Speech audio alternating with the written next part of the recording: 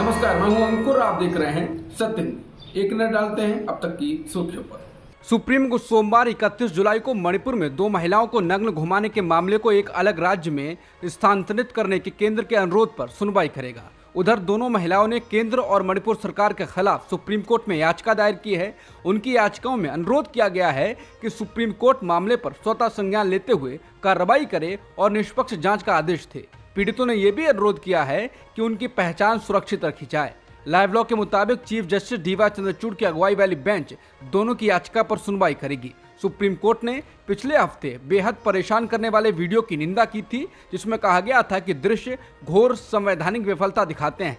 Chief justice Chandrachud ने सरकार से मणिपुर में महिलाओं की सुरक्षा के लिए ठोस कदम उठाने और अदालत को उनकी प्रगति से अवगत कराने को कहा था। शनिवार को मणिपुर के दौरे पर विपक्षी गठबंधन इंडिया के सांसद पहुंचे। 21 सांसदों में से एक आरजेडी के सांसद मनोज कुमार झा भी थे। दौरे से लौटकर आने के बाद उन्होंने कहा है कि मणिपुर को रणनीति नहीं, मरहम की जरूरत है। मरहम रणनीति का हिस्सा नहीं हो सकता। वहां सामुदायिक रिश्ते बिखर गए हैं, तार तार हो गए हैं। हमारे पास क्या विकल्प है? यही कि हम न्याय के साथ शांति की अपील करें।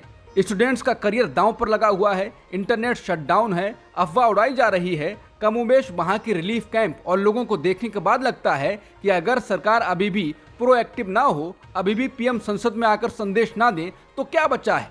मणिपुर के लोग अपनी सामूहिक पीड़ा को जल्दी भूलेंगे नहीं।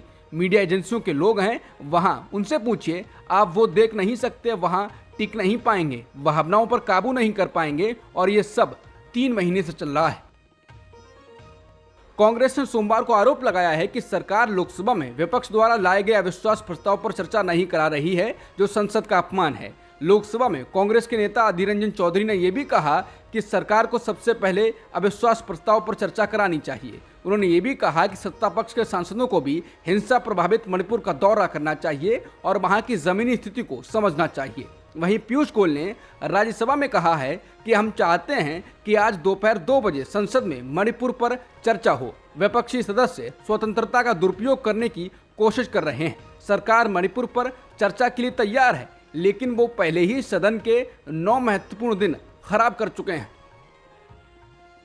वाराणसी की ज्ञानवापी मस्जिद के सर्वे मामले में इलाहाबाद हाई कोर्ट ने फिलहाल रोक लगाई हुई है। इस मामले में कोर्ट 3 अगस्त को फैसला सुनाएगा। हालांकि इस बीच यूपी के सीएम योगी आदित्यनाथ ने समाचार एजेंसी एएनआई को दिए इंटरव्यू में ज्ञानवापी को लेकर कहा है कि अगर उसको मस्जिद कहेंगे तो फिर विवाद होगा। उन्होंने कहा कि मुझे लगता है कि भगवान ने जिसको दृष्टि दी है वो देखे ना, त्रिशूल मस्जिद के अंदर क्या कर रहा है।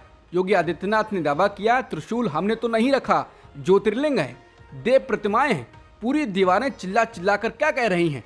मुसलमान समाज से योगी आदित्यनाथ ने कहा कि मुझे लगता है कि ये प्रस्ताव मुस्लिम समाज की तरफ से आना चाहिए कि साहब ऐतिहासिक गलती हुई है और उस गलती के लिए हम समाधान चाहते हैं।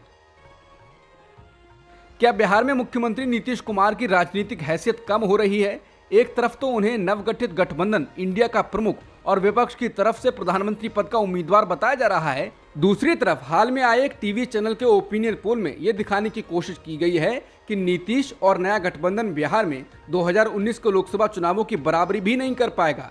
2019 के लोकसभा चुनावों के समय बीजेपी, जेडीयू और एलजेपी के बीच गठबंधन था। अब जेडीयू ने बीजेपी का साथ छोड़ दिया है।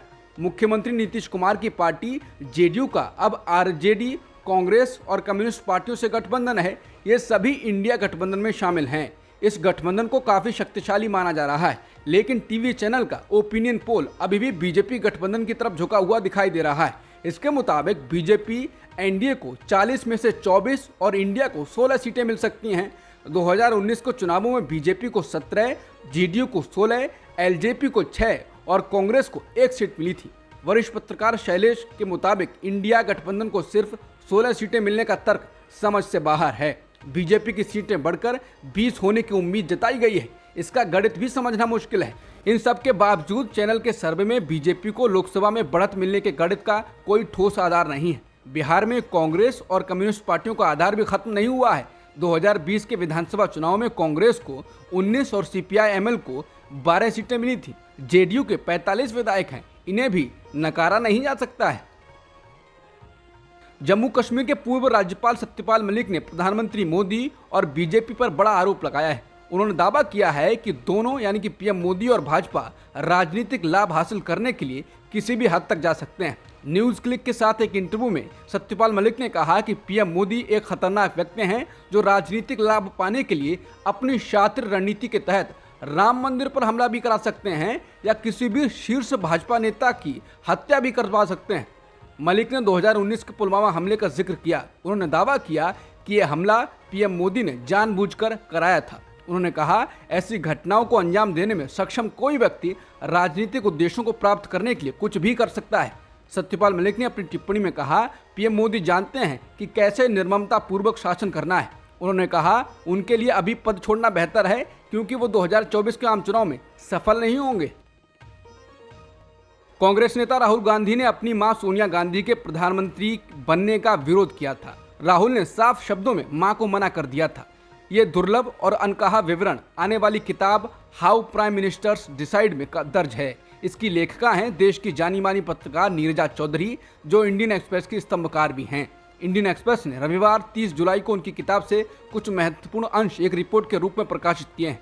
नीरजा चौधरी ने पूर्व विदेश मंत्री नटवर सिंह के हवाले से लिखा है कि सोनिया गांधी, प्रियंका गांधी, मनमोहन सिंह और खुद नटवर सिंह वहां मौजूद थे। सोनिया गांधी कुछ उलझन में लग रही थी, तभी वहां राहुल गांधी आते हैं और आते ही अपनी मां से मुखातिब होते हुए कहते हैं, मैं आपको प्रधानमंत्री नहीं बनने दूंगा।